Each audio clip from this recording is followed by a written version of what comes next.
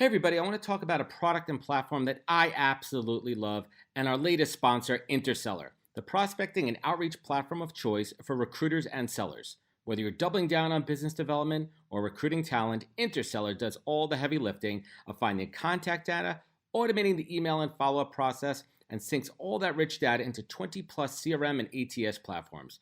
Reach out now and get going on a 2-week free trial and let them know you heard about it from Adam on the podcast today. Check out the link on the website. Appreciate it. Welcome to the podcast, where we introduce you to incredible humans who share their journeys with the mission to inspire you to harness your own inner tenacity to drive your life and career forward. And now, your host, Adam Posner.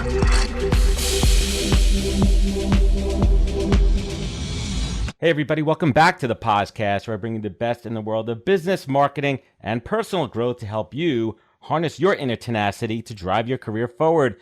Tribe, I have a great one for you today. Thrilled to welcome my guest, Tucker Max, to the podcast. Maybe you know him from one of his 4 New York Times best-selling books like I Hope They Serve Beer in Hell, or more recently as a guy revolutionizing the self-publishing industry as the co-founder of Scribe Media, a company that helps people write, publish, and market their books. And I'm excited to unpack a bit of Tucker's backstory and dig into Scribe. So let's do this. Tucker Max, welcome to the podcast, my man. Thanks for having me, Adam. I'm thrilled to have you here. I'm even more excited that we talked about kangaroos and diapers before we got on the show. And ranch shopping, it's incredible. So let me get this fanboy shit out of the way first so we could just move on here. And I Hope They Serve Beer in Hell was literally the only book I read in a 2-year period from 2006 to 2008 in my post-college years. We were living on the Upper East Side in Manhattan, and it was just the Bible. And I decided to go back and read it again, and then I realized I don't have time to read it. So I went to the audio. Version. Tell me about the process of recording the audiobook, and do you like that finished product? I have never listened to it. It's truly, I have no idea what it sounds like. Can I be honest with you? Totally. I got a couple minutes in, and I was like, I want to go back and read the book again. Like, did you was it a tough process to read your own book? All right, man, I got you. You're taking. And I mean that with love and respect. Yeah, no, I'm trying to I barely remember that was 2005 that I recorded that audiobook, so it was 15 years. Fuck, it was 15 years different ago. State of mind, different place. Yeah, I barely. It was in Chicago. The only thing I remember reading that audiobook was that I was really mad because I had edited my book 1,000 times and I thought there was nothing to change or improve. And reading it out loud, I heard like 50 things. And I'm like, oh God, if I just read this stupid thing out loud, I would have seen that. And so I guess I was probably angry the whole time I was reading it. Truly. I went on Amazon, I went on Audible, and I listened, I was about to buy it, I swear. I was like, all right, let me, I can listen in the background while I'm doing work and other shit. And I listened to a couple minutes of it, and I'm like, I don't think he's into it. Yeah. I'm like, I don't know if I want to listen to this. And I'm like, let me just go back in my memory to the book and all the parts that I liked about it.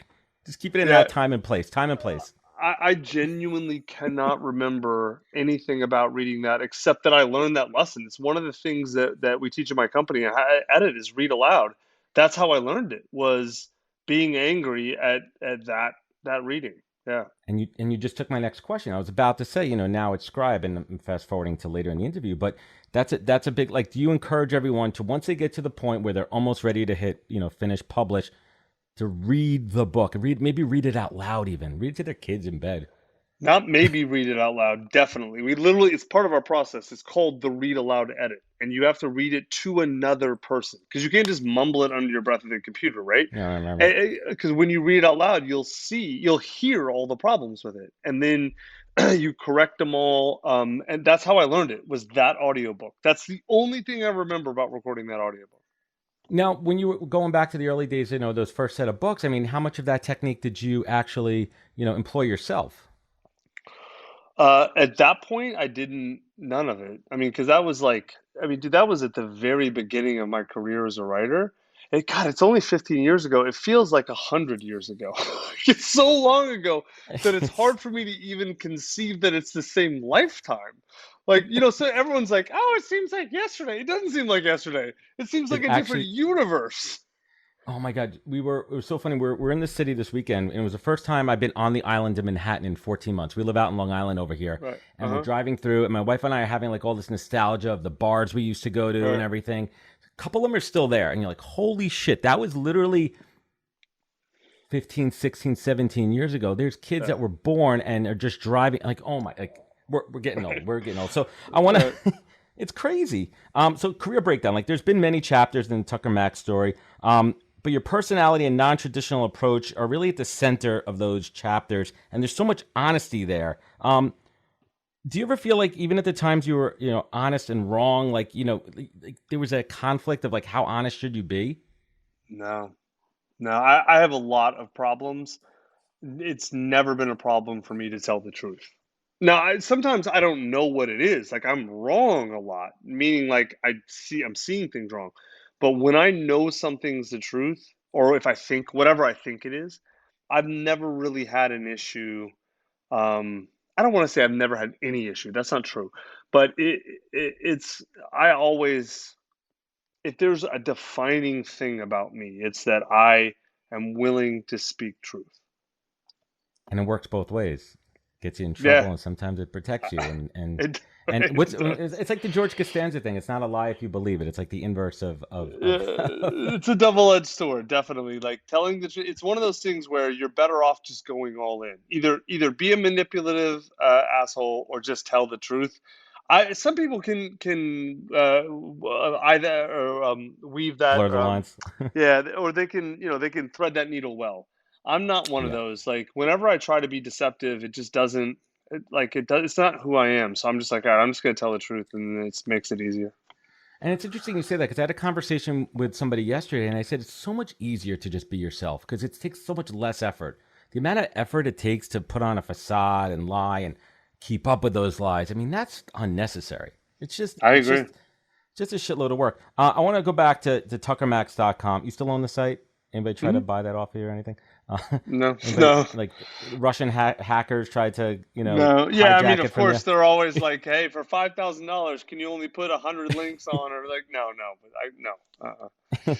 And it's an interesting story, right? Like you were in law school, and it was a bet between you and some of your friends, right? For the first, Yeah. and Hmm. and, and you and you kept, like, what was it that made you keep wanting to write and share your stories after that first post? Man, what it was, honestly, we all graduated law school and we all went to different cities to work. And I went to Florida and I hated everything about my life. Like, I genuinely hated my life and I had no idea what to do. I didn't have the courage to kind of recognize it to myself or to realize like I had to take a different path or anything like that. And so I just kind of got drunk and hooked up with dumb girls. And, because Florida is the armpit of America. At least it's a lot better now. Then it was really bad. Whoa, whoa, And whoa! everyone's But moving to really Florida bad? now. How much worse? Uh, Well, and now everyone's moving to Florida. everyone's moving to Florida now. Now, like I know 50 cool people in Florida. At the time, there was zero, not one, no one. Like Pitbull was the coolest person in Florida then, and so like it was the worst. And so like I just had hated it. Florida used to be if you were old, it was great, and if you did a lot of drugs at clubs, it was great. And I was neither. I was young and I didn't do any drugs and I hated clubs. And so it was like I was like this weird exotic animal in the wrong place, right? Like a kangaroo in Texas. No, Texas is a great environment for kangaroos, more like a polar bear in Texas or something, Right, because it's right? native to, right. Yeah, Fair. because it's good weather here for kangaroos. It's actually And great for so kangaroo breeding, to be honest. it is exactly. And so I hated it, man. I really did. And so the way I dealt with my misery is get drunk, hook up with dumb girls, and then have all these horrible things happen to me. And then because I was miserable and I didn't want to feel any of these emotions, and then I would write funny stories about it to my friends. Like I would laugh about it and try and get them to laugh. And that's really and they thought it was hilarious, and they started forwarding the emails to their friends, and it kind of took off from there. I didn't write with any plan in mind. It was a way of doing therapy without doing therapy. I remember seeing the emails too because they made the rounds, and Yeah. that was awesome, and that's kind of what was like the first like influencer marketing campaign. If you kind of think about it, like Yeah. great roots there in that. But did you feel during that time you were a self-fulfilling prophecy? No, nothing about this Good. felt self-fulfilling at the time. It felt like I was falling ass backwards into both like awesomeness and horribleness at the same time. And was it just a cluster of everything kind of happening where the book, came about? I mean, how did the book come into existence? How did the first one, was it like people pushing you? Like, was it like, oh no, where you go, bro, you got to write this. You should put this in a book. It'd be awesome. It was, yeah, I mean, a lot of people said that, but like it was such a long, tedious journey, man. It's so funny. Like everyone looks at everyone successful says, oh, it was super hard and a long journey. And people look at them and like, yeah, yeah, yeah. But it was not, right? It was actually pretty easy. And like, no, it was really hard. Like, and the same with me, random emails and then like MTV filmed me for this random thing and it blew up and then publishers reached out and they kind of wanted to do a deal but they gave me bullshit terms and I turned them all down and then it was like I was out in the wilderness with nothing, like I couldn't afford Hmm. protein to eat, like it was I was my life was horrible and I just kept writing and I kept at it and because I didn't know what the hell else to do. And then like my site took off again and then like publishers came back a few years later. I mean, it's this long, crazy journey. Man, there was Definitely not times I linear. couldn't pay rent. I was sleeping on people's sofas. It was awful, man. It was terrible. But I stuck with it, and I'm not going to be like, oh, I stuck with it because I had some high-minded ideal. Honestly, man, I stuck with it because I didn't know what else to do, and I hated everything else that was like possible. I hated being a lawyer. I hated business. I hated everything, and like this is the only thing that I'd ever been good at that people wanted me to do, and I knew it was good. So I just had to figure out a way to make it work, and eventually I did. But I almost feel like And it's like stupid stubbornness paid off, but I had to stick with it for a long time, you know? and there's a lot of early self awareness in there too, understanding what you like and what you don't like. You went to law school because you probably thought that was. I mean, what was your original mindset of wanting to be a lawyer? I mean, my wife's a lawyer. I get it, but like, I didn't even ask, like, why the hell do you want to be a lawyer? Like, how do you? Like, I want to be a doctor. Because I'm an idiot. There's no self. Dude, I was the antithesis of self-aware at that point in my life. So Self okay, unaware. yeah, no, for real. Like my thought process at the time, truly, I went to the University of Chicago for undergrad, which is a pretty good undergrad, Yeah. and so I thought I was the coolest, smartest kid on earth when I was just an idiot and a loser. But I thought that, and then so as a young dude, it's like, okay, well, how do I get status and money easily, right? And so there's really three at the time. There were three options. Like startup culture hadn't taken off yet. If they had, I would have started a tech company. But at the time, you could either go be an investment banker, be a management consultant, like work for Goldman Sachs, work for McKinsey, or go be a Yep. lawyer. And Hmm. I knew guys, friends of mine who were working for Goldman Sachs, and they were literally working like 110-hour weeks. And I'm like, Unruly. I that's, remember that. I mean, unbelievable. I'm like, no, that's horrible. Why would I I don't go care how much do money you're that? making. If you do it hourly, that's not a lot of money. No, it's not. And then they were No all life. like doing a lot of coke and sleeping Oh, with the only way to hookers, and I'm like, sustain it. no, no, I'm That's not not cool. no, I'm not paying for sex and I'm not doing blow. It's just not going to happen. And so I'm like, well, what about management consultants? And then I'm like, okay, they're working less, but 80-hour weeks, right? They travel. And they're getting paid a lot. And they kind of seem cool, but like they hate their lives, and it's all bullshit. I'm like I'll never forget this one friend of mine who was an idiot he was a senior when I was a freshman, and he was a genuine idiot. And this dude worked. It wasn't McKinsey. It was, I don't know, Deloitte or Bain or somebody. And he was like telling people, experienced old people at companies, what to do. And I'm like, I wouldn't follow that dude into the bathroom. If he showed me the urinal, like if he was a bathroom attendant, I wouldn't do what he said. He's a moron. So I'm like, okay, then clearly this is a job for idiots. And the only thing left that was easy, that paid a lot of money, that gave you status, was being a lawyer. Now I was too So it's a young and process of stupid. elimination. So the career Yes. search journey. So because this show is based on careers. So for anyone listening who's looking for career advice from Tucker Max, just a process of elimination. That's the takeaway here. No, but the one I got to was the worst of the bunch. Like it was awful. And the lesson I had to learn was, if it looks like easy status and money, the you don't see what the price is, and the price is very high. And the price for being a lawyer is your soul. The price for all three of those jobs is your soul, you Yeah, know? especially as a lawyer. I mean, Hmm. we could get into that, but let's not digress. So the book took off, more books came, and then the movie came. I hope they serve beer in hell. The film adaptation. How'd you feel about it when it was released? There was a lot of negative criticism about it. I mean, there's a lot of negative criticism about my books too. Like that's how it works, right? Yeah, Different like I strokes. don't know, man. I don't know. It was that Did, whole did, period. The 2 years I spent in Hollywood was two of the worst years of my life. Like I talk really about hated soulless. LA. Oh, dude, I mean, like, when I get, it's funny, man. I thought I was a soulless, sociopathic narcissist, and then I got to LA, and I was like, oh no, I have a You were soul, bush and league till then. oh, dude, dude, like, I'm like, no, not only am I not a sociopath. I actually am very empathic and have a soul, and I'm not even a narcissist. Like, I I can't have imagine values. narcissism as much as, right? Seriously. I'm like, oh, I had no idea what evil was until I got to Hollywood. And I'm like, okay, this is horrible. I'm not, no, no, no, no, no, no. I'm not one of these people. And so like I left, man, everything about the movie was horrible. And now I'm not blaming. I had all kinds of problems too. Like the a lot of the problems with the movie, of course, I had the wrong director, the wrong this, the wrong that. And at the end of the day, I mean, I did an amazing job setting that thing up. I got it all set up in 2 years. Like I busted my ass, this, that. It's quick. I picked all the wrong people, man. That movie was a reflection that it should have worked. Honestly, the script was amazing. It had the right core It property. has all It the didn't elements. work.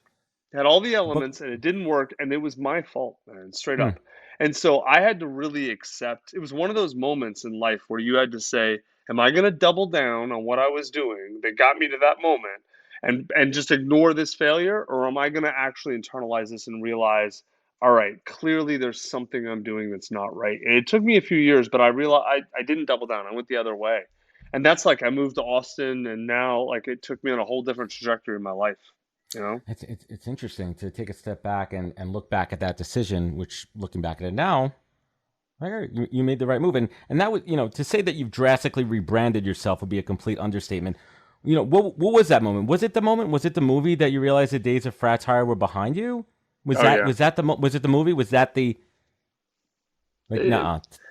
well, no, because I mean, I knew I wasn't gonna write about Fratire forever. You're only in your You 20s for so long. Like Right. it You can't be doesn't that like like that's 38-year-old writing about that's yeah. Like weird. We all have I that one wasn't gonna friend that's still doing it.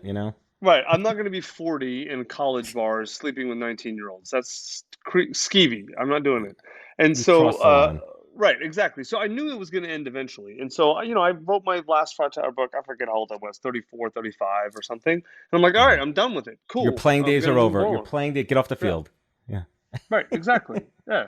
So, I mean, what do you think of now of like the modern examples of that? If we look at like the bar stools of the world, as I someone who kind mean, of pioneered that genre. it's fine. Like, what's his name? Dave Portnoy, Portnoy, right? Is the guy? Portnoy, Yeah. yeah. So, like, look, I I don't really care. One way or the other. It's working for him, cool for him, good for him. Like he's done some ballsy stuff. He's also done some stupid stuff. Whatever. I mean, like I've never gotten into. Well, I'm going to spend a bunch of time commenting on someone else's life or whatever. If what he's doing is good for him, cool. I got no problem with it. Like I don't consume any of it. And I don't mean that as a judgment of him or anyone else doing Fratire type stuff. If they want to, if that's their level of consciousness and what they want to do, cool. I got no problem with it. I'm just not in that world anymore. It's just not interesting to me anymore. And it's so funny, man. Like I'm 30, I'm 45 now. At 25, there was nothing, you could never have convinced me that I wasn't going to want to go out with my friends and get drunk and pick up girls the rest of my life. And at 45, the idea of having to drink even 4 beers and staying out past 8 o'clock is like, Oh no, no, oh, no. oh God, get away. Go We talk. away. Something happened to me. Literally, it was on my 30th birthday where I wasn't able to drink anymore. I mean, I still drink. I mean, I love bourbon and scotch, but like, I cannot. The next day is a mess for me. No. My body at 30 turned off whatever function I had to rehab myself internally. Yeah. And every time, and then you also have to think about this, like shit. I got 2 young kids. I'm gonna have to wake up in the morning. I'm gonna feel like shit all day tomorrow. It's like what's his name, Will Ferrell in Old School. I don't know. Maybe we'll go to Bed Bath and Beyond at Home Depot. Like I think about that. I'm like shit. I don't want to do that tomorrow with a hangover. And like that's what stops me from drinking. Oh man, we got Yeah, old man problems. I don't even go past 2 glasses of wine, truly, because I know the 3rd glass of wine, I'm like, "Oh, man, exact same thing. I'm gonna feel like shit tomorrow." How far we've come, Tucker Max, in a few Mhm. short years. I know. And just to kind of close off on that chapter, what's that difference between being like an authentic rebranding and a bullshit one? I mean, you see it now from a different perspective. You seeing a lot of that out there? Dude, like I said, I don't really pay a whole lot of attention to what other people are doing or not doing, right? Like, because it's a funny thing. I don't even think about this as a rebranding because a brand is a construction, right? I decided to change my life, right? It kind of gets back to what you're talking about too with being honest. Like, I just am who I am and I do what I do.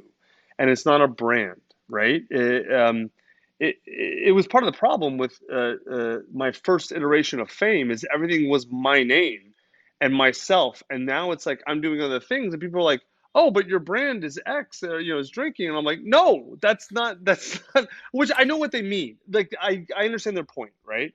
It's the problem though with making your personal or your public brand yourself is that you then there's a certain set of people who like always see you for what you are, and it doesn't really bother me. It's fine, whatever. But I don't like that's not how I see it. It's not how I approach it. You know?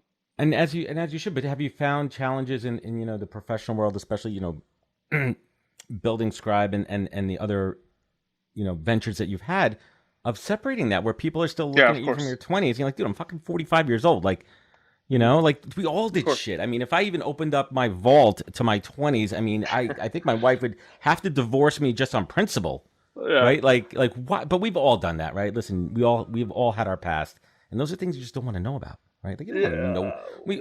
Our wives, like that's it. I don't ever want to think about that. Just know that we're here in this moment together, and that's it. I mean, I wrote a bunch of books about it, so there's no hiding it from me. Yeah, there's proof. Yeah, right, exactly. Like, it's funny. It both helps and hurts, right? So, like, it's like being honest. Is it being honest? A two-edged sword. It cuts both ways. Same with my past. Is like it helps. It helps immensely in a lot of ways, and then we have absolutely lost a bunch of deals because of it.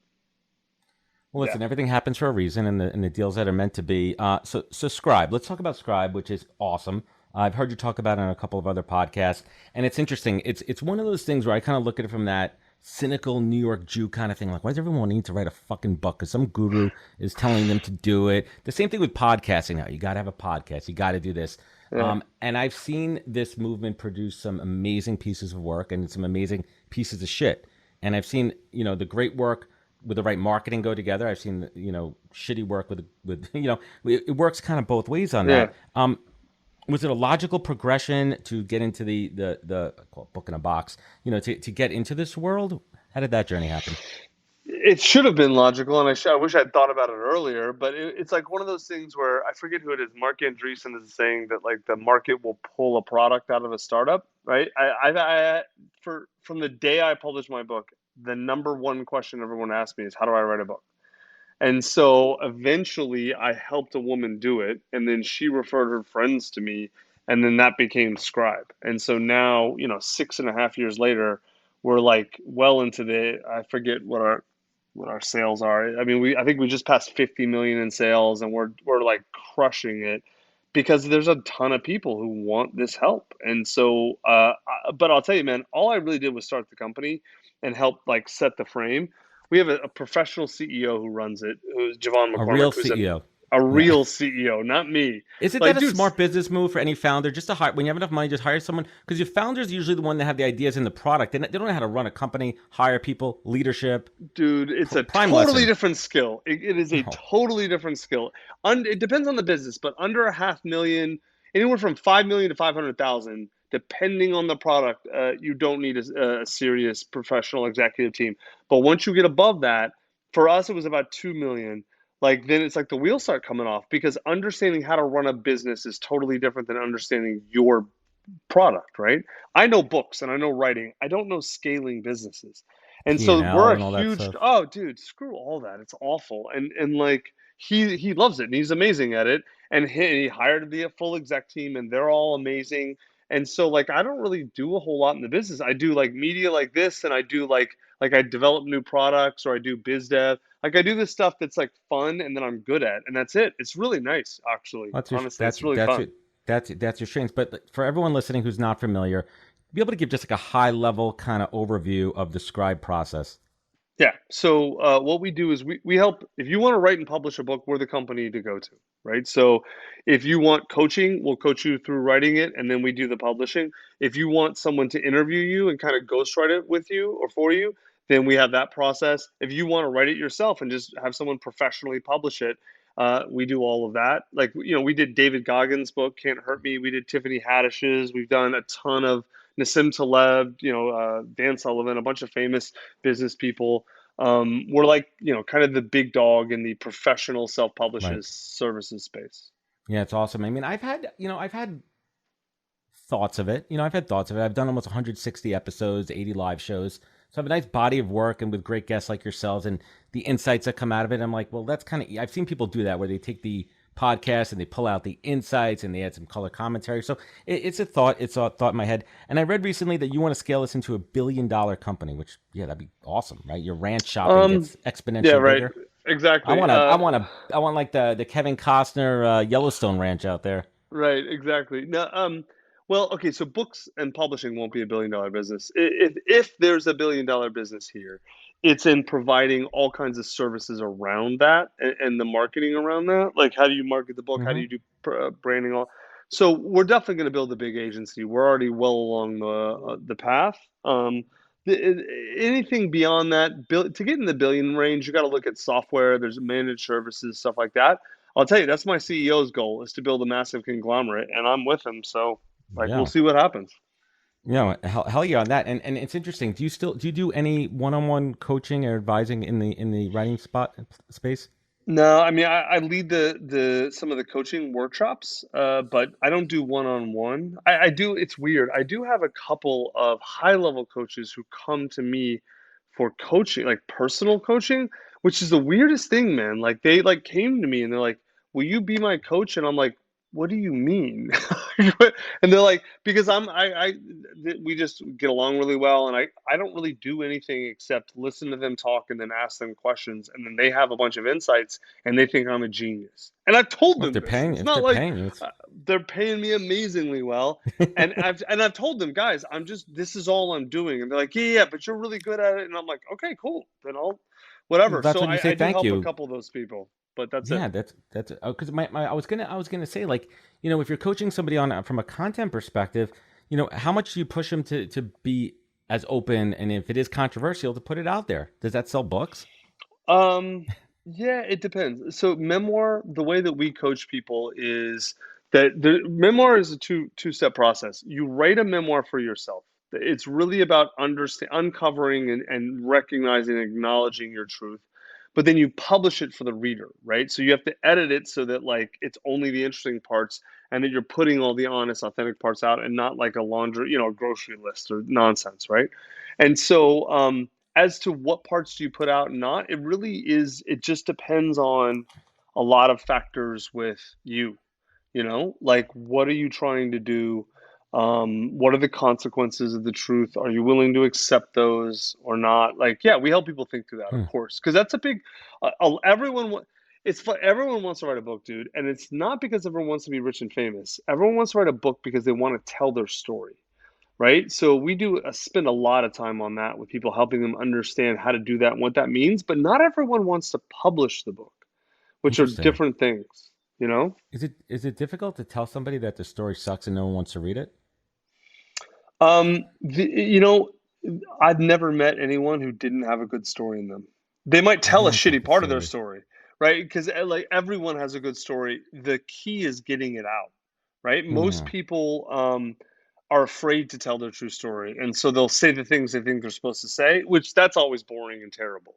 No one wants to hear the things you're supposed to say. They want to hear the truth, right? Yeah. And I mean, so that's what we get out of people, or we try do to. you do you miss writing long form? Why do you think I stopped? I Oh, haven't. yeah. But I know I have not published a memoir in a long time. In about, I don't know how, whatever it is, 10 years, 12 years. I'm working on my next one right now, which is Oh, about excellent. like what it was like, being moving to husband and father and all that kind of shit. And It's not going to be like one of those funny We're, laugh track ones where I'm going to be the cool dad. Like I hate those. It's we're, far more honest and authentic. I mean, what's it like, at 45 to think about being? I mean, that probably was never even a thought at 25, being married with a kid. It was probably scary. You probably had like older cousins or relatives, and you're like, oh, look at that guy. He's so lame right now. No, I always knew I would have kids. But I'm a Okay. dude, so it's like I'm like, that's a long time in the future because we just get better with age, right? Like if women want You to have do. kids, then they have a clock, right? So It's we a don't very have a short clock. window. Like, yeah, right. We can, and As so long as our dude, plumbing is working, we're good.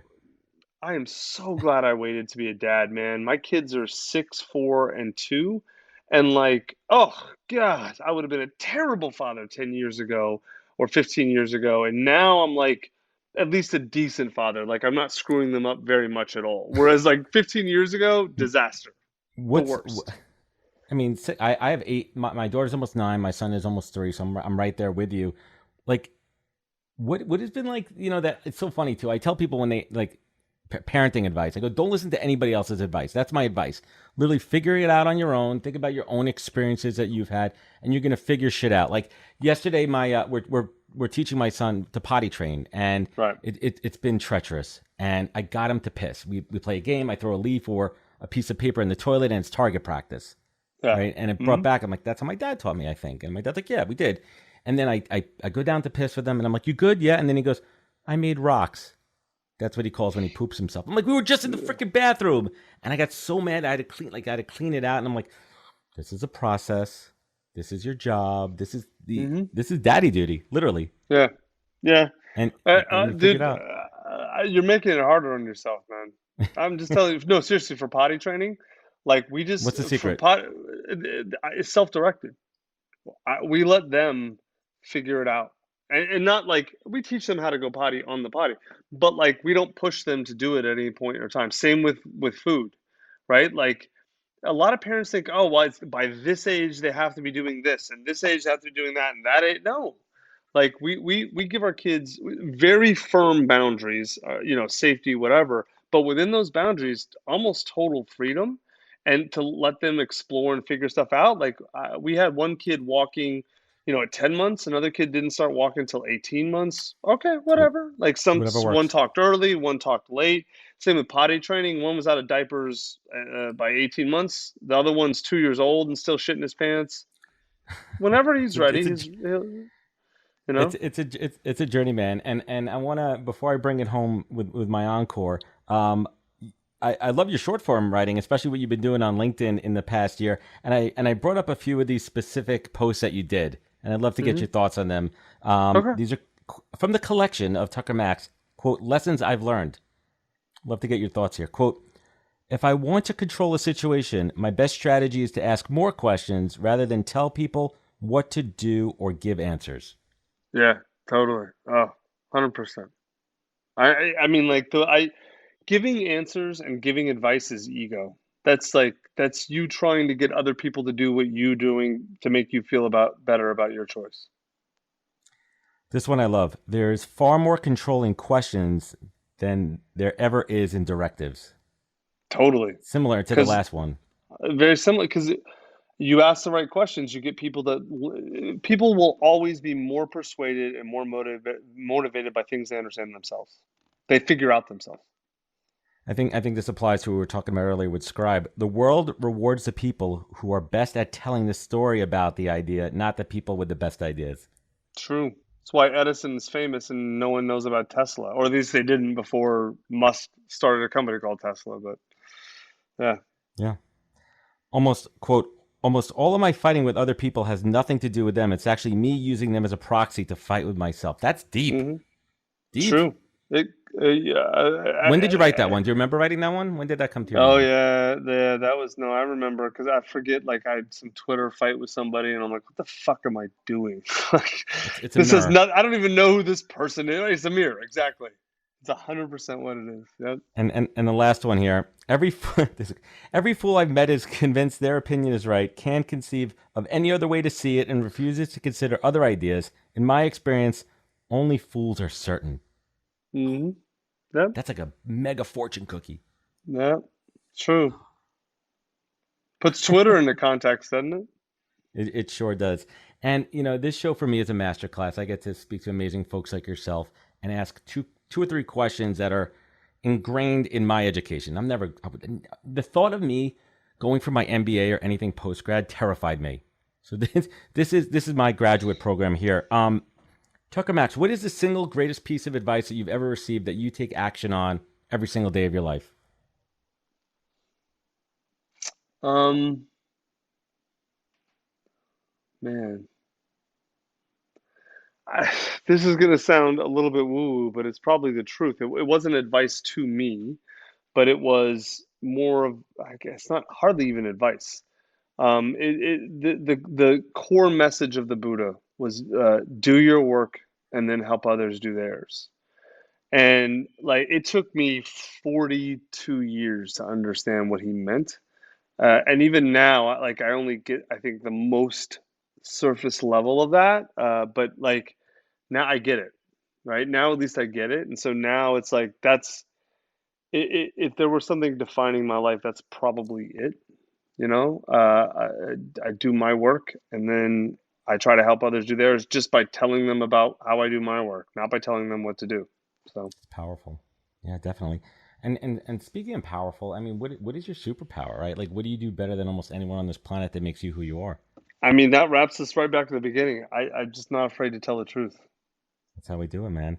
And it's been interesting. The last 14 months have been crazy. Some people are, experiencing terrible death, destruction, sickness. Other people are prospering. It's just the haves and the have-nots becoming even more clear. But there's a lot of good that's come out of this pandemic.